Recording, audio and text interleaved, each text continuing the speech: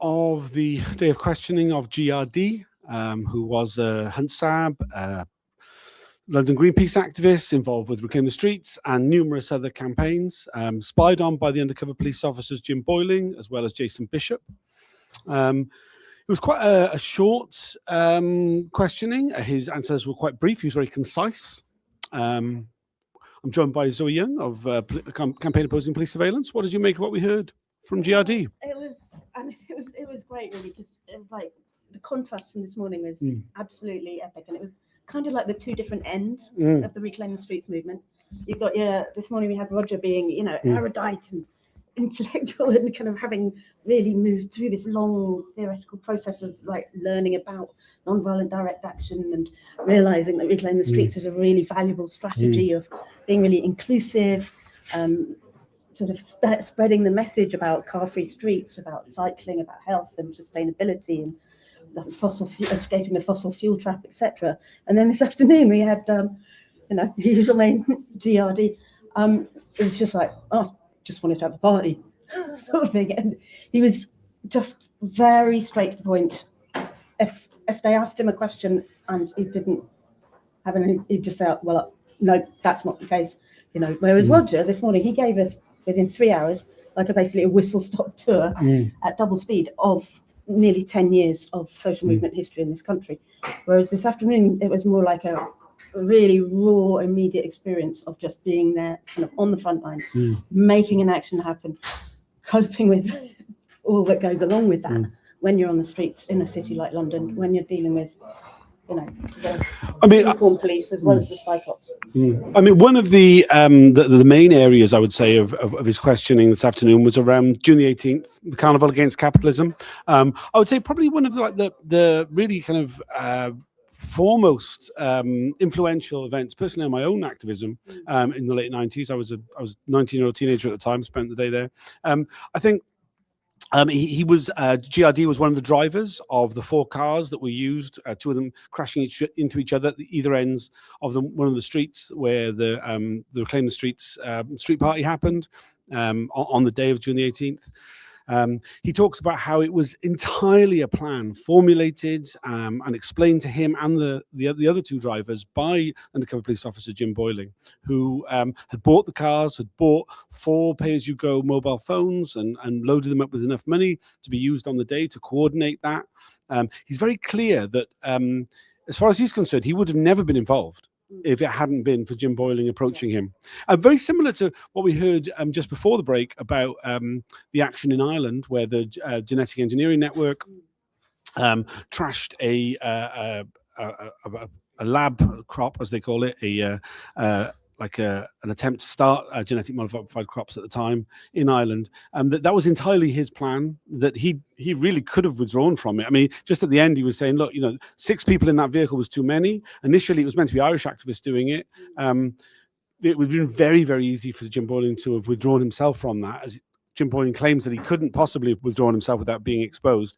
This was a nonsense. And when he was reflecting really on kind of when people said to him that there was rumors that Jim Boyling could have been an undercover officer, or Jim Sutton as he knew him as, he didn't believe it, because he said, look, Jim always approached me to take part in actions. He saw him as a mate, someone he trusted, someone who trusted him. What did you make of all that? The main impression I gained from this afternoon is how much hasn't been explored as yet around June 18th. I mean, I was in the middle of that and filming things. I wasn't in the organising group or anything, but even the people who were, they're like, Jim upended thing. Like, Jim, why? Because I don't know if everyone knows, but the City of London have their own police force, and then there's the Metropolitan Police, and it seems like the Metropolitan Police, who are running the spy corps, Jim Boyling, did not share whatever intelligence they had with the City of London Police. So there was something going on between those 2 forces, but maybe also that he didn't share his intelligence in order to manipulate how things went on the day, so as to perpetuate what was by then very much a clear agenda to kind of smear and demonize Reclaim the Streets, turn it from something which was all about family-friendly, kids sandpits in the street and dancing, to something which kind of every time eventually just became street fighting. and that has kind of developed through the 90s, and it really looks, from what we've seen and heard today, on top of everything, that it's like there was an agenda there that was being pushed by Jim Boyling. So this idea that he was there to prevent disorder or to report on criminality, when he seems to have been one of the major forces creating both of those things. I mean, yeah, so the official police line about what happened on June the 18th and the fact they lost control, he said, was the official police line was that they did not have enough information about what the protesters had planned. Jim Boyling claims, no, I gave every bit of information, including the phone numbers and the names of everybody who was involved. He had infiltrated quite heavily. We have no sign of those reports. We have a report. We have the sign of his debrief, where he talks about that there wasn't enough police, something which GRD goes, there was loads of police. As soon as I arrived, I was running from police, and I was there that day. There were plenty of police there that day, plenty of police. We did have quite an enjoyable sort of sequence where Don Ramble, who was the lawyer representing the inquiry, went through loads of little incidents that happened on the day of June the 18th, the vast majority of which GRD said, yeah, I heard about that later. Didn't see it the day. I was, was at the party, at the street party. And like, I know there was a few incidents there where I was a witness of. I know other people in the room were. It was a bit of a reminiscence for a lot of us in the public gallery about that. Because I think really Roger said it this morning, actually, that June the 18th really became sort of set a bit of a blueprint, really, for what became known as summit hopping. This sort of like going and opposing large meetings of the world, governmental elites like G8, the World Bank, the IMF. The most famous one being Seattle, the World Trade Organization, where the alternative media approach really hit the global news, funnily enough, because they've been so used to just putting out the police line on all these events that suddenly they had to deal with the reality that we were telling our own stories, because we got so fed up with that. And that was something else that came out of June 18th, the first use of Independent Media Centre. We had a little hub just south of the river, and we were taking video there and uploading it. And this is completely the norm now. Everyone's live streaming a protest. So that was literally a historic day. And part of the reasoning for that was this was a global day of action. It was totally not just in the UK. It was happening all around the world in lots of cities. It was a day of carnival against capital that had been called through this network called People's Global Action, which was emerging from the global south, from movements like the Zapatistas movements, the Zapatistas, and many of them. And they were saying, look, you people in the north, you can come with your charity, but that's not what we need. What we need is solidarity, and we need you to be looking at what is causing this destruction in our countries, what is extracting all the wealth, extracting the commodities, treating us like slaves, just at a distance now. And could you please just do that where you are? And you happen to have very many of those banks and corporations have bases in the city of London. So that was, why we were focusing in the city. It was kind of in collaboration with, in responding to calls from global networks of, people living on rubbish dumps, people, landless movements, people, organizations of peasants around the world. And that global network hasn't gone away, but it was definitely scaring people at that time. I think just as much, like yesterday we heard more about, never mind the ballots and the protest where the Reclaim the Streets was working with the Liverpool dockers who'd been excluded from their workplace and the fire brigade union. And that clearly put the wind up, because it was, coming together. And again, this global PGA, the coming together in Seattle, it really hit, like this idea of environmentalists and longshoremen and all these different groups. And we were winning as a result of that. And so we've had this really strong pushback. That was one of the slogans at the time, wasn't it? We are winning. Yeah. I remember when the Seattle action happened. That was that was part of another global day of action, N30. That was the thing at the time. You took the letter of the month and the day of the month, and so it was the N30 actions, and there was a whole bunch of stuff that happened in the UK on that date as well. Looking at the other things that we saw in the last hour or so, one of the incidents was a time when Jim Boyling borrowed a GRD's van. Asked him to drive his van to go collect some posters. And while he was out, GRD's flat was burgled. He had his the two-way radios from the Hunt-Sabs, the camera from the Hunt-Sabs, some money, a bunch of photographs, and his turntables were stolen. Something which he didn't like kind of equate with Jim Boyling until years later. But obviously Jim was the only person who knew that he wasn't going to be in the house at the time. Yeah, but then there was about the wheel nuts. The wheel nuts, yeah. I mean, that was really terrifying. That was Jason Bishop, another of the undercover officers, who asked to borrow GRD's van in order to transport manure and seeds to the May Day 2000 guerrilla gardening action. He was stopped, arrested. The car was impounded. So the van was impounded, like a well-maintained Mercedes van. And by the time that GRD got it back and went to take it on a job, some lighting job, as he was going down the motorway, he realised that the wheel nuts had been loosened. I mean, essentially an attempted murder. I mean, totally horrific. And totally not horrific. just of the driver of the van. I mean, that could cause a major pile-up. You could injure a lot of people. And, you know, is that literally, you know, you've got these guys going undercover, supposedly to prevent violence, disorder, and then they are doing that. I mean, we don't know for sure that that's what was happening, but everything seems to be pointing that way. Yeah, absolutely. And again, I think we've only had these 2 people today, each with half a day. We're going to have 4 days next week of boiling, but we've had a couple of other people speaking, you know, people who've been anonymized, and we need more people who were there. We need to hear more from the people who were organising that day, who were in the middle of those things, because both of the witnesses today were asked questions about situations they weren't in, and how can they answer them? And, you know, how can the inquiry fulfil its terms of reference if it can't? But something else that really struck me was how often both of them were asked about violence. Violence. And I understand that because the undercover police were constantly calling all of us violent, because the press was constantly representing us all as violent, they have to challenge that discourse by really making sure that every witness is really clear about their attitude to violence. However, you know, for a casual listener, it's like, whoa, what is that? Why do you keep asking the same question in 15 different ways? But the other thing is, like, are they going to be asking Jim Boyling about his attitude to violence, about his colleagues' attitude to violence, about his organisation's attitude to violence, in anywhere near the same approach? So I think we need to make sure that our lawyers are making sure that is asked. Because otherwise it's just so, you know, we're not the ones on trial here. You know? I mean, it is something which the inquiry has really failed to do, is to recognise that the undercover police officers are political actors in themselves, and there has been no questioning of their political beliefs about their views on any subject. I mean, let alone one about violence, which, I mean, because when we actually get a little glimpse of what they think, we do not get a very pleasant picture.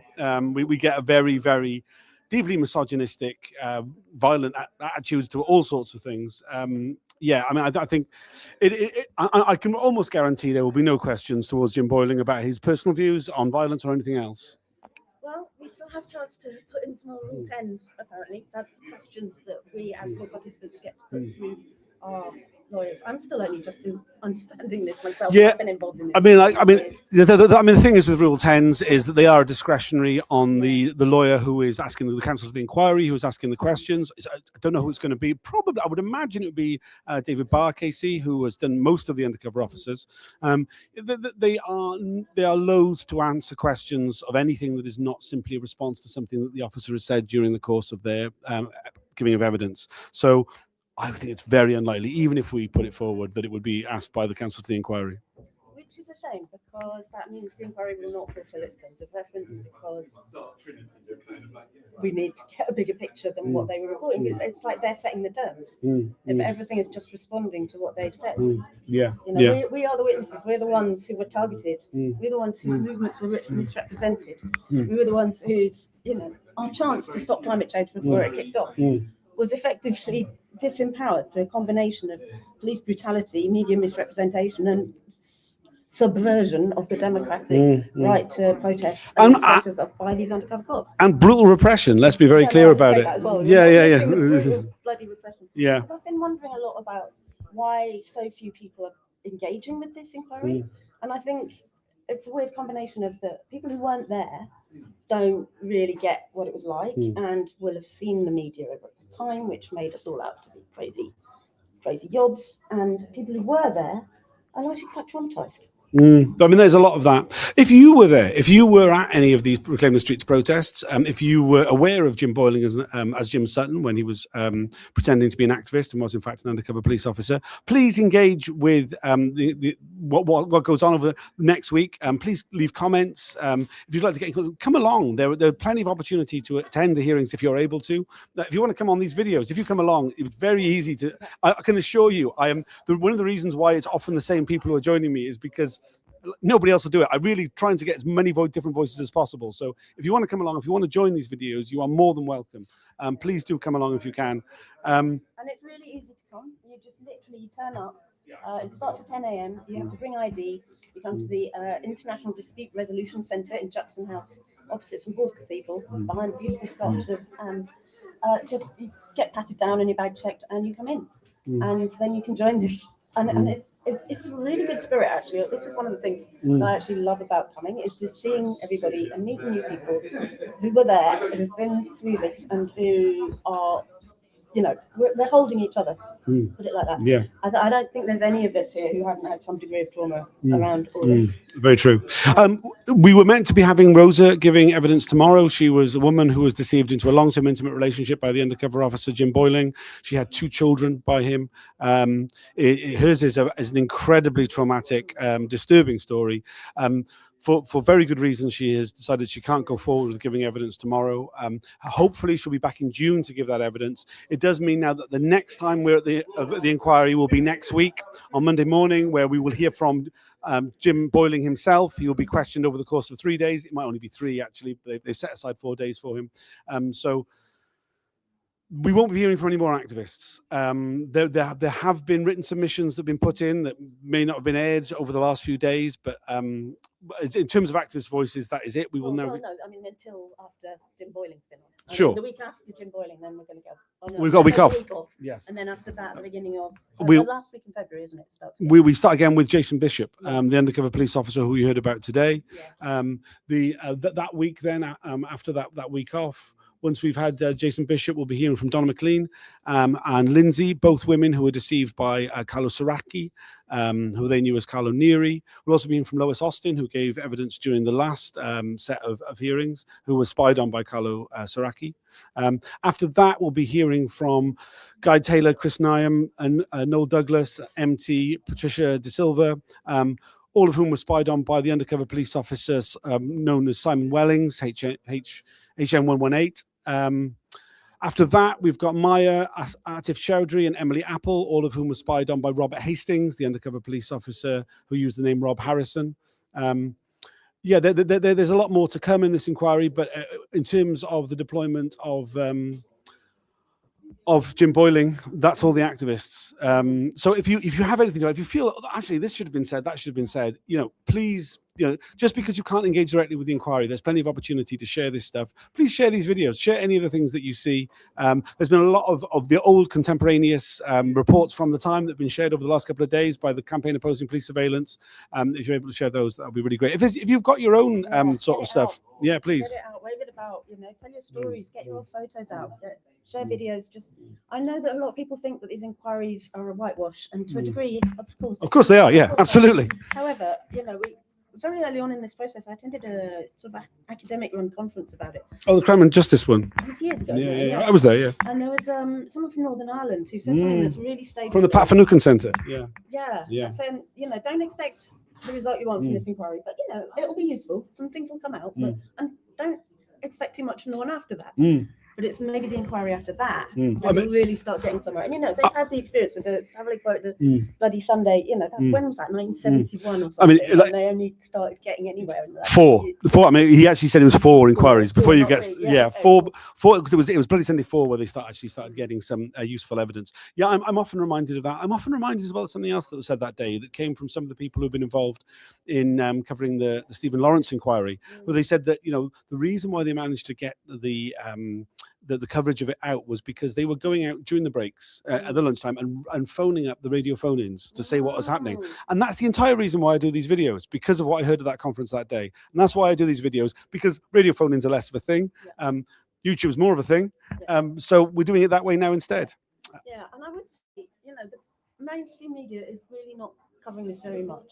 They cover it a bit when Doreen Lawrence is here, Baroness Lawrence, Stephen Lawrence's mum. They cover it a bit when it's to do with sex. So it's kind of like sex and violence. Oh, same old, you know. They cover those aspects a bit, but the day-to-day drip of incredible information that's coming out, it's basically just kind of Tom and a few of the rest of us doing our little bit. So yeah, do ring up these phone in, say why. And there aren't any more, but yeah. I mean, they're on local radio and things like sure. that has a lot. Yeah. But most of them, they are run by corporates and they're not interested in hearing from the people. But you know, we do have a variety of these amazing tools, which can be purposed for a while and you know, to a degree. But yeah, just please spread the word and just. I know it's hard because looking at this stuff is hard. I realise it's a bit like looking at the sun, you know, the truth around this, about the reality of how our state has been working. It's harsh. It's kind of too glaring to look at for a lot of us. Yeah, very much. Fault. And I think it's, you know, I really remind myself a lot that it's not people's fault that they can't or won't look at it. And you know, they've been systematically misled about what was going on, and a lot of people are having a really hard life for a whole range of reasons, many of which we were protesting about, saw them coming back in the 90s that we're talking about. So you know, there's a loop here, and no judgment whatsoever on anyone who's caught in it. But if you are able in any way, shape or form to sort of step out of the loop that they're trapping us in and jump into this conversation, then please do. We need more voices. Yeah. So please like, comment, subscribe, share, all those other nonsense things that all these people on YouTube always say to you. Thanks for joining us. If anybody wants to buy me a coffee, you can find it at ko-fi.com/Tom B. Fowler. You can please take part in anything you can, as we've said already. We'll be back again on Monday. Over the weekend, I'll try and do a new podcast episode, sort of recapping the week. Seeing I'm not doing the daily Twitter Spaces, I'm going to attempt to do that if I get a chance. Look out for that. Other things going on in that. So the Reclaim the Streets. So this morning we had Roger Geffen, MBE. Disgusting. I mean, I did not call him out on that, but I think it's appalling. That. Well, it's the only. I think it might have been stated because it's the sort of thing that the judge. I wasn't going to bring this up, but that is the only reason, because the nature of this inquiry and the deference that exists. That if you have anything like that, if you're a sir, if you're a lord, if you're a professor, if you've got an MBE, then you will get called. Everybody else, it's up for grabs whether you will or not. So anyway, Roger this morning gave a kind of rundown of something which was put together by a group of sort of 8 alternatives over some time, having reviewed the limited release of undercover reports. So some of that group are going to get together in the next couple of days and produce a sort of separate Spike Ops Info podcast just about that process, about how Reclaiming the Streets kind of, some of us who have been associated with it, and there were thousands of people. None of us can claim to represent it or want to, but we've taken the opportunity that this inquiry has offered to step up, to make this statement, to make sure that the right kind of questions begin to be asked of people like Boiling, and that people like Roger is able to get up and, try and give a bit of an overview of what was said. So yeah, there's going to be a bit of a podcast produced about that process. We're also looking to do another one, which may come a little bit after that, about the media, specifically focusing on the way that we were systematically misrepresented, demonized in the media, and how, as a result of June 18th and this kind of global movement emerging, that networks of independent media started emerging. And that was the first self-publishing platform on the internet. It was this software called Active, and it became known as Indie Media. And that's where I first learned about the Spike Ops being unveiled. It was on, UK Indie Media. I mean, that was where it was revealed for the first time. Yeah, literally. And he used to use it as well to put his posts up and then refer his superiors to his posts on there. And this was the precursor, effectively, for all the platforms that we're streaming on now. For Facebook, Twitter, Instagram, TikTok, etc. This idea that you publish yourself, that you don't hate the media, you be the media. And it all kind of began with indie media. So anyway, we're going to do another one about indie media and how that emerged out of that seminal moment around the late 90s. Thanks for joining. Anything else you want to add? Knackered. What a week already. Yeah, it's only been a short one as well. Only 3 days. Okay, we'll see you again on Monday morning at 10 a.m. And I'll do one of the previews beforehand. So tune in then if you can. Thanks for joining us and see you all next week. Bye for now.